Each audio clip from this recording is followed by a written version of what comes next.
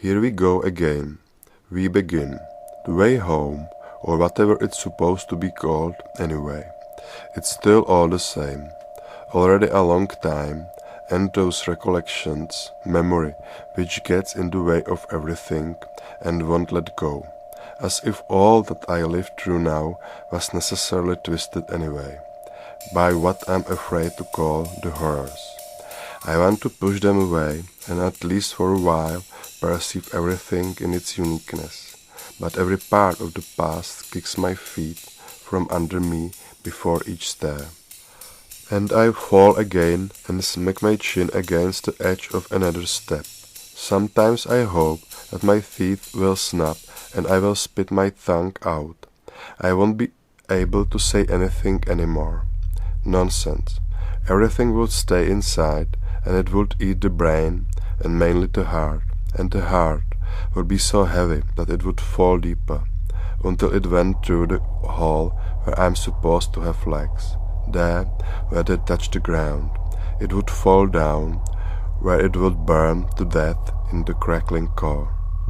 The way back or home is perhaps the only way to get out, but to run away and forget is not possible. I tried that already, didn't I? And except that figure, there is nothing else. It's always around another corner.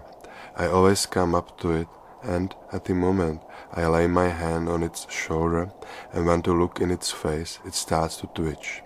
It won't show me its face. That's why I paint faces again and again. It's probably me when I was how old? 12 or 11? And what actually happened among those half-built houses?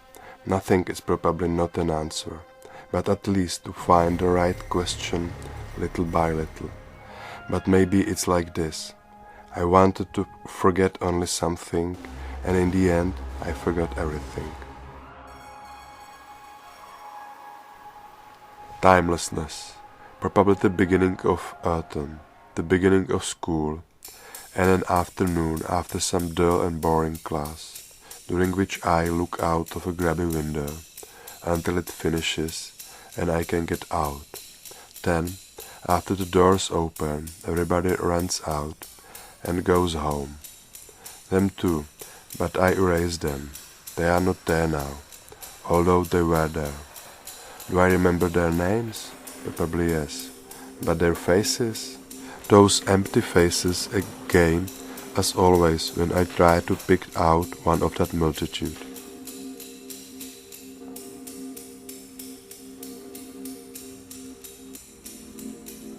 Now it's only me walking along in the city, where there are windows high up, and only towers, and among them empty spaces, little trees, and from the ground sticking out the claws of wires.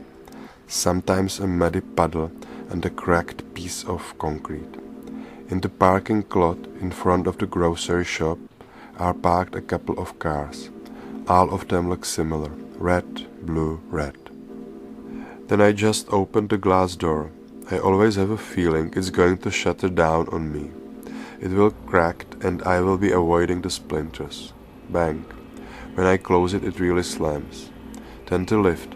The door closes terribly slowly. I remember how once someone was chasing me. I don't know which bastard, and it took forever before it closed. I could hear them banging on the door, their greasy hair and bad teeth. There's a mechanism that doesn't allow it to close faster, though I tried, but it would always bounce back from the magnetic lock, and that won't snap. I actually don't know who attacked me from those corridors, but those corridors are definitely still there. They are behind the door, they are narrow, on the ceilings and along the walls. There are pipes through which flows everything from us, shit and water and electricity and mainly boiling rusty water. These are the intestines of this house. They are humming, and something or someone may be in them.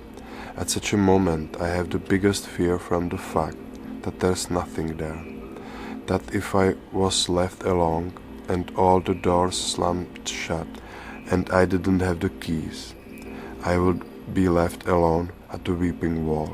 Well, the doors close terribly slowly. They are dirty. Sometimes someone smokes there. Sometimes someone spits on the floor or the ceiling. Someone carves with a key a cant in the badly painted metal wall. It clatters, and I, like a bite that comes back up the road, head upstairs. The grubby fluorescent light really flickers.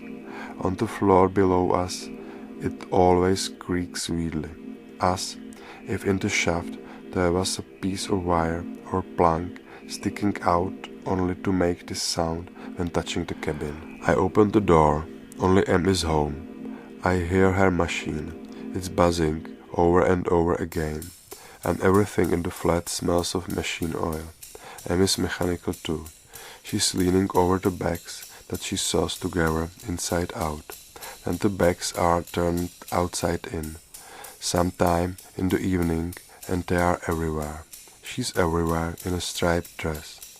I tell her everything, how it was, what happened, and so on. I'm waiting for Ash. He will come in the evening too. Dinner, homework, and TV. Then time for bed. Lights are out early. But first to promise Ash to wait until he falls asleep. I won't disappear before that. I watch him so that they wouldn't kidnap him. Where? We live high up. It's a very long way to our place from the ground floor, and still the pressure can shoot that rusty water up the pipes at our place, up the toilet and bathtub. Sometimes it's there, nothing but rust and stinking steam. Why couldn't a vampire climb up the walls of concrete, attack me or him, or just suck someone's blood and turn them into another freak? I've got garlic and cross above my head. I carved everything in the headboard in the dark.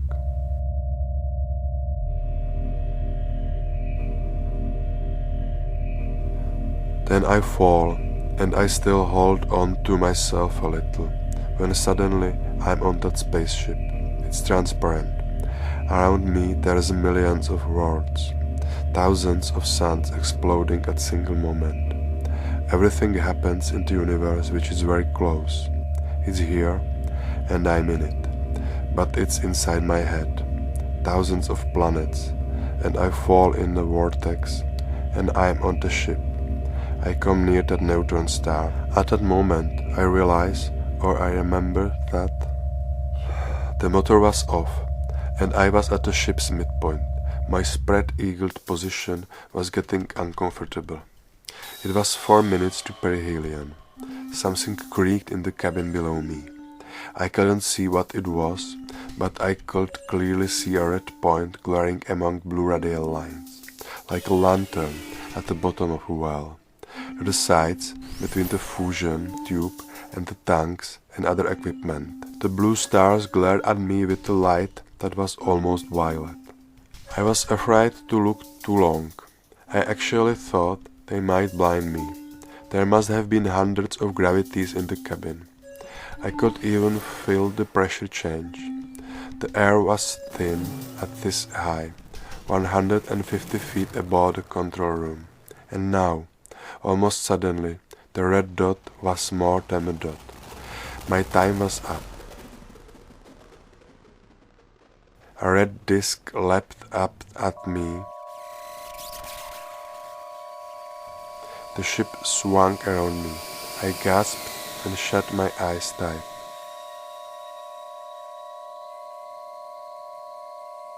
Giant's hands gripped my arms and legs and head, gently but with great firmness, and tried to pull me in too. The pressure is still enormous.